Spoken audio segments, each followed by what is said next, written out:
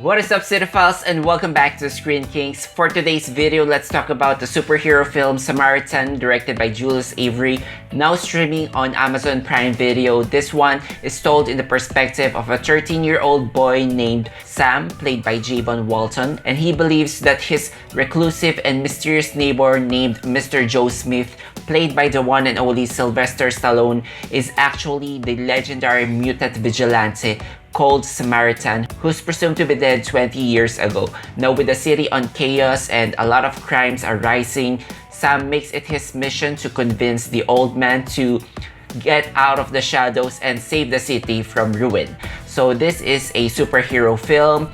Some of you might be having this fatigue when it comes to that subgenre, but as for me, I'm actually keen on seeing this one because this is a superhero film featuring a character in his twilight years. So that is something that I'm really down to see. Seeing the setting here, the backdrop, there's a small scaleness into it, an indie vibe. I'm really hoping that this won't be your average superhero film, that this will be a breath of fresh air. But sad to say, this movie disappointed me because this movie has a lot of big ideas that it never really fleshes out. The script or the dialogue is just clunky. The exposition, there is a lengthy exposition at the beginning of the film. It gives the impression that this movie is based on a comic book film when it's not. So basically, we have two mutant brothers, Samaritan and Nemesis, your classic case of good versus evil. Samaritan wants to save humanity from their darker impulses, while Nemesis wants to punish them. With that lengthy exposition at the beginning, sadly, it doesn't really delve much into the lore or into the mythology. From there on out, thereby making this movie a little bit bland. There's no single original idea here that really stood out for me. The action, I think it's decent, but it's not something that would stand out in this movie. So it makes this whole package somewhat of an inferior attempt to make a mark in the superhero subgenre. And that's a shame because we all came here to watch Sylvester Stallone. I know it might be a special feeling for you, especially to the older generation, to see your childhood hero still kicking it at the age of 70. Of course, with the help of some computer graphics and stunt doubles, I suppose, he still sells the role. And this is the kind of role that requires a lot of world weariness and some deadpan humor, something that he has already shown before in the Creed films. In here, he's a reluctant hero, an occasional apathetic person, and there's a reason why he's behaving that way. And I think the script, on the other hand, cleverly puts a third act reveal. Some of you might have already guessed it by this point, but I was taken aback. This movie also have political subtext in it. This is set on a fictional city called Granite City, and I would like to think of that as a light version of Gotham City. You see some graffitis, a lot of crimes in here. The head honcho of the criminal underground here is played by Pilu Asbake, aka Euron Greyjoy in Game of Thrones. So it's nice to see this actor again step into the villain role.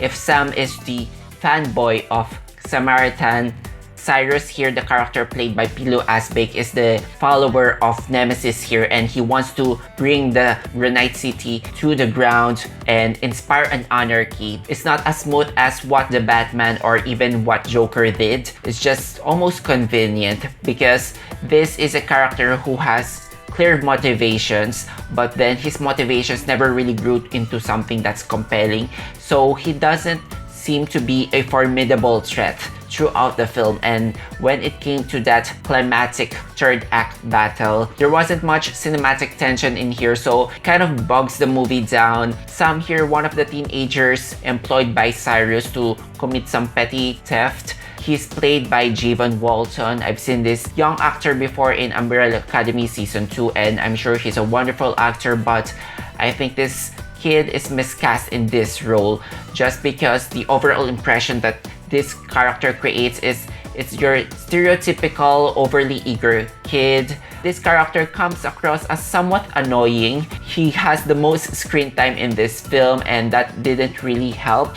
There's an intended sweet relationship between Sam and Joe here, almost like a father figure relationship, but the dialogue here has no natural ebb and flow to the proceedings. The resulting chemistry is not as strong, so the intended emotional core of the film is not something that I'm completely engaged. Most of the time I find it annoying, just again because of their dynamic.